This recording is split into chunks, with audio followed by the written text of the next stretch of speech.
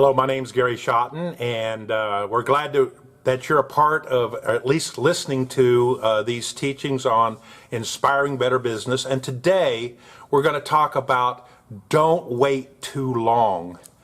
And it's referring to the fact that sometimes there's a cycle in business, and I've seen over and over again, people know that they're losing money, know that they're behind on the eight ball, their bills are stacking up, and they can't see into the future when it's going to turn, but they wait way too long before they take some significant corrective action. I'm not a stock market person, but I know enough about it that the ability to change, buy, and sell on the stock market is dependent upon someone's ability to some kind see where your trends are. And if you don't trend or change or buy or sell quick enough, you'll find yourself on the wrong side of the slope, and you'll be losing money. Well, there's a little similarity to that in your own business. So there's a business cycle. You see, almost every business has a business cycle. If you're in the jewelry business, I have never owned a jewelry business, but I know a few people have, and they say that Christmas and Valentine's Day, boy, that's when they're really, really, really busy. I have a friend that owns a heating and air conditioning company, and they say, man, the worst 2 months are January and February. And the best months are when you are getting ready for summer and the air conditioners all need to be worked on, or you're getting ready for winter and all the heaters need to be worked on. There's a cycle, there's a season, there's something involved. And once you're in business for a while, you should be understanding and picking up on that season. So when you have a season, you don't want to make a drastic change just because it's a seasonal change. You need to be prepared for that. It's kind of like the ant. That's an old saying, the ant will store up, or a chipmunk, they'll store up for the off season so that they know they can't gather food, they'll have a reserve. You need to think along that way. So you're still at spots and times, and I'm going to tell some times when I had some major things happen in my business ownership, and boy, if I didn't make the change at the right time, I'm sunk.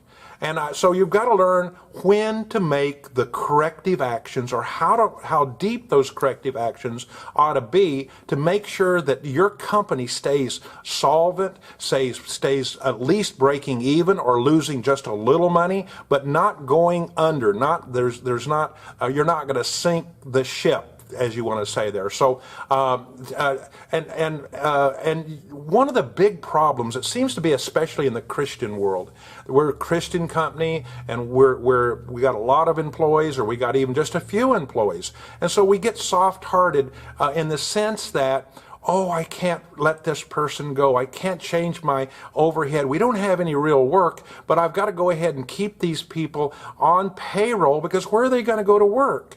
Well, I don't know where your responsibility is on that. I know this, that if the company goes bankrupt or you dig such a deep hole, you have a chance of everyone losing their job because you couldn't pull it out. I have experienced some of that from time to time. I'm speaking from experience. I was too late and too slow in my previous business life, and I almost sunk the ship. If you know what I'm saying, I almost ran the business into the ground because I didn't make the corrective action soon enough. And so you've got to be wise in that. Now, in order to make the corrective steps, there's a foundational truth. You need to know your financial numbers. You need to be able to know and be able to read your profit and loss sheet. You need to be able to understand your cash flow. Those are the two main things.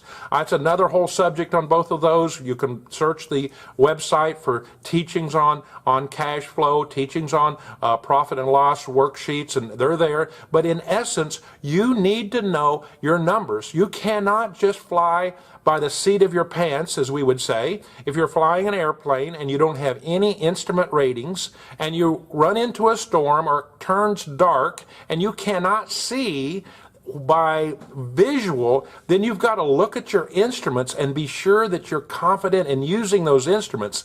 That's what your financial statements are. That's what you need to know. So the one that's most custom is your profit and loss. Obviously, you record your income on a monthly basis, and then you look at your expenses, typically in two categories. One is your direct expenses. You should know what that means. It's expenses that are directly related to the cost of doing business related to those sales of product and services.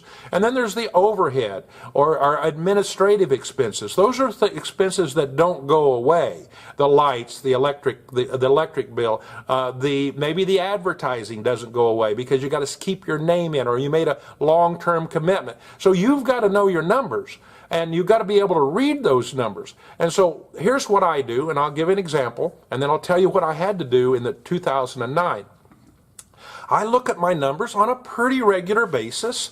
I look at my cash flow, I look at my profit and loss, and I don't just overly get excited after just 1 month of really good profit or even 1 month of loss. Okay, we had a month, and we look at the end of the month, typically on the 10th or 12th or 15th of the next month. So let's say at the end of June, you would look at somewhere July 15th. You should have your numbers in, and you should know whether you actually made a profit for June.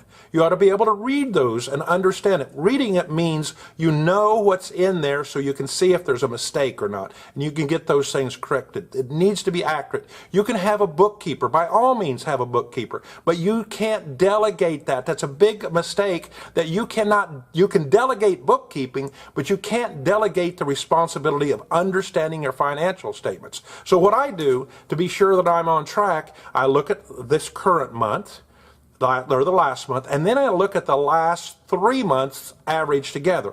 With the software I use, it's very simple. I just do a spread of, if you're talking about January, February, March, then that's the last 3 months for April. And if you went February, March, and April, then I would be looking in May for those last 3 months. So I'd average those together and really start seeing where we're headed. Now if I have a bad month, I'm not getting too excited.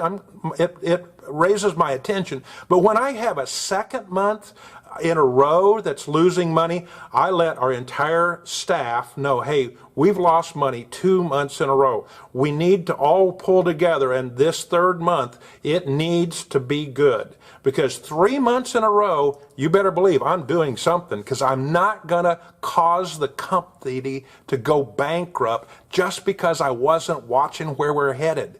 And so I would then make the appropriate changes. Not ruthless, not heartless, but I have to make the changes no matter what my emotions say, because I've got to be sure we have a company there when the cycle turns around and we're back in business again. Well, this is what happened in 2009. I'm tooling along. I bought the company 2006. I have 41 employees when I buy the company. We fairly quickly go to 65 employees, and then that was bought it in 2006, but 2009 was a bad year, and it dropped like crazy. Like my 3 biggest customers basically don't even need me anymore.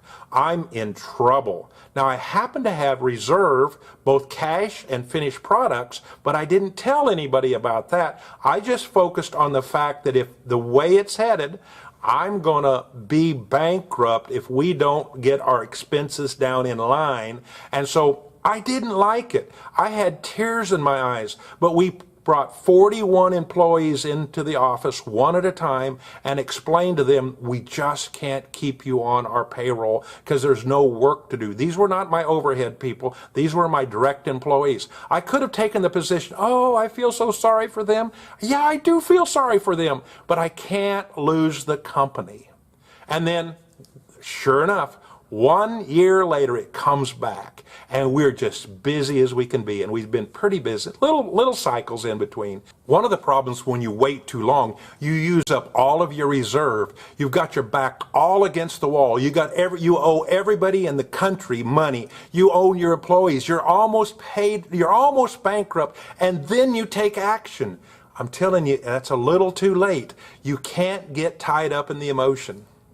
Well, I hope this helps. I hope you don't think I'm a ruthless, greedy business owner that all I think is profit. Nope, that's not me. I'm thinking of keeping this company solid and sound for years to come, and I got to make tough decisions. Thanks for watching. I hope you'll share these with other people. Thank you.